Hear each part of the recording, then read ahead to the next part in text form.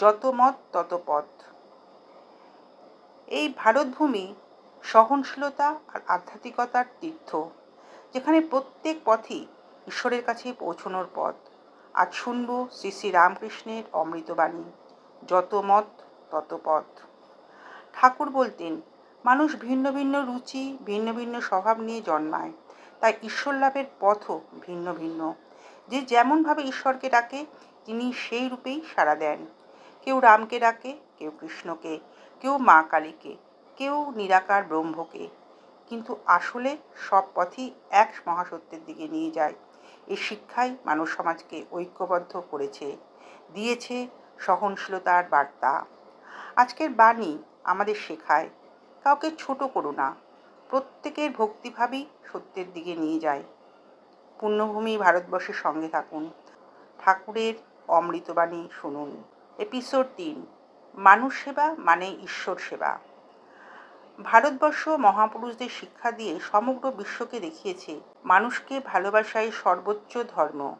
আজ আমরা শুনব শ্রী শ্রী রামকৃষ্ণের সেই কালজয়ী শিক্ষা, মানুষ সেবা মানে ঈশ্বর সেবা। ঠাকুর বলতেন, যে মানুষকে সেবা করে সে আসলে ঈশ্বরকেই সেবা করে। তিনি শিখিয়েছেন, যখন আমরা ক্ষুধার্তকে অন্ন দিই, রোগীকে সেবা করি, তখন আমরা শুধু মানুষকে সাহায্য করি না, আসলে ঈশ্বরকেই পূজা করি। তিনি বলতেন, জীবে দয়া শিব জ্ঞান, অর্থাৎ প্রতিটি জীবের মধ্যেই শিব আছেন। এ শিক্ষা মানুষকে করেছে মানবতাবাদী, প্রেমময় আর ভক্তিপূর্ণ। আজকের শিক্ষাটি আমাদের মনে করিয়ে দেয়, মানুষকে ভালোবাসো, কারণ মানুষই ঈশ্বরের মন্দির। পুণ্যভূমি ভারতবর্ষের সঙ্গে থাকুন, আধ্যাত্মিক আলোয় জীবন আলোকিত করুন। পর্ব 4, ঈশ্বর প্রেমী জীবনের লক্ষ্য। পুণ্যভূমি ভারতবর্ষে আপনাদের স্বাগতম।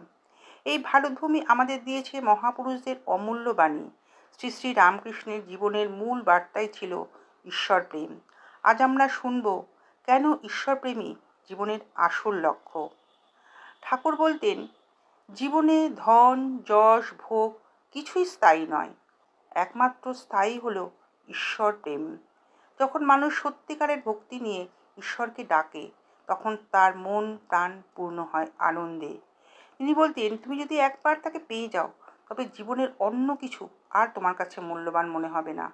ঈশ্বরপ্রেমী জীবনের প্রকৃত সুখ আর মুক্তির পথ। আজকের শিক্ষা হলো, অস্থায়ী জিনিসে মন বেঁধো না, ঈশ্বরপ্রেমেই জীবনের পরিপূর্ণতা। পুণ্যভূমি ভারতবর্ষের সঙ্গে থাকুন, ঠাকুরের অমৃতবাণীতে মন ভরান।